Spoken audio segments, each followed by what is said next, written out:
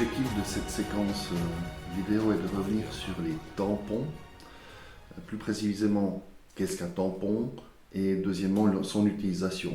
Donc rappelons qu'un tampon c'est un mélange entre un acide faible et sa base conjuguée. Il y a trois méthodes que je peux rappeler pour l'élaboration du tampon.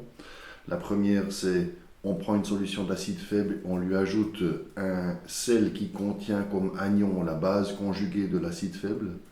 La deuxième possibilité, c'est on prend une solution d'acide faible, on lui ajoute une base forte jusqu'à que l'on arrive à une quantité chimique de base forte qui soit la moitié de la quantité chimique initiale de l'acide faible. Et troisième possibilité, on part d'une solution de base faible, on lui ajoute de l'acide fort en faisant attention à ce que la quantité d'acide fort soit à peu près la moitié à la quantité initiale d'acide faible.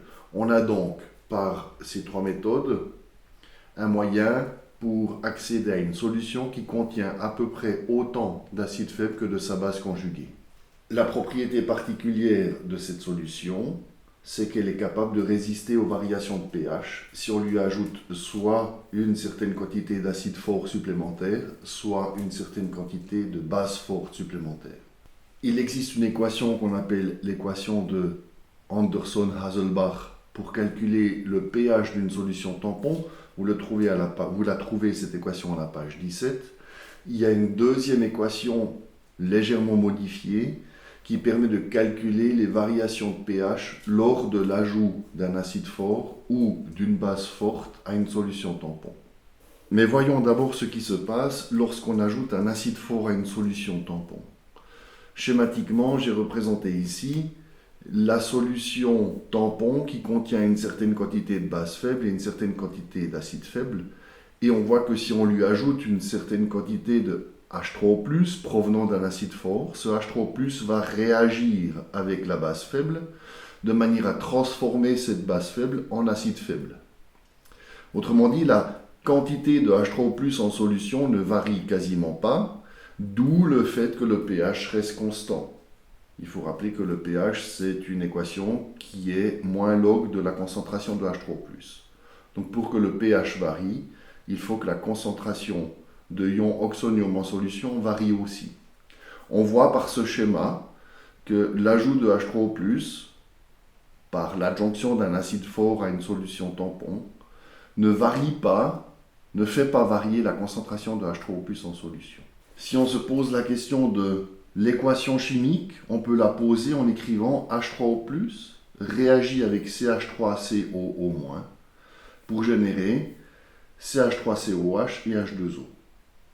Si je considère que cette équation est un équilibre, je peux écrire l'équation que l'on dit être la loi d'action de masse, l'équation de la constante d'équilibre, et on constate que cet énoncé est exactement l'inverse de la constante d'équilibre. Donc on peut poser que c'est égal à 1 sur Ka.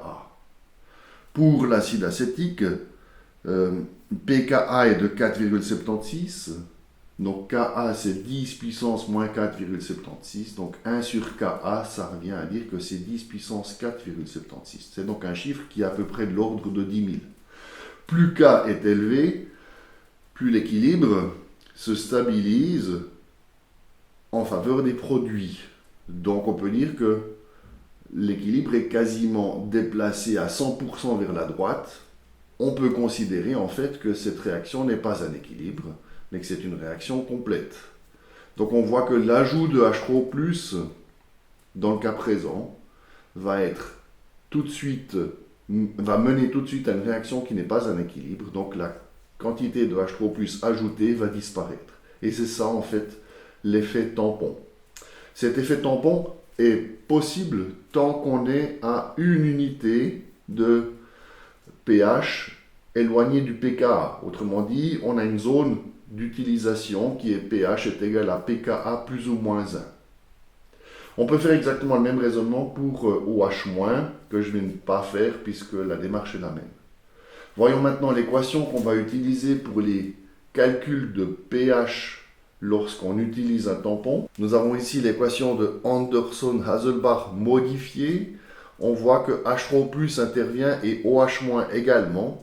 Il faudra donc choisir d'utiliser l'un ou l'autre suivant que le tampon a été modifié par l'adjonction d'un acide fort ou au contraire par l'adjonction d'une base forte.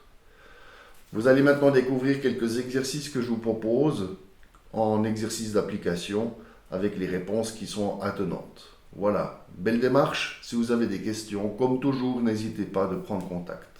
Je vous souhaite le meilleur pour la suite. Bien.